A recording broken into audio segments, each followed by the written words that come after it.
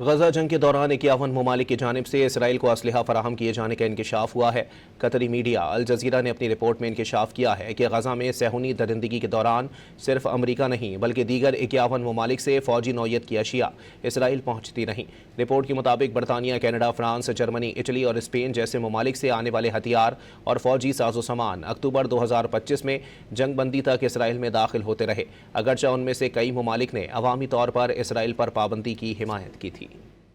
غزہ جنگ کے دوران 51 ممالک کی جانب سے اسرائیل کو اسلحہ فراہم کیے جانے کا انکشاف ہوا ہے۔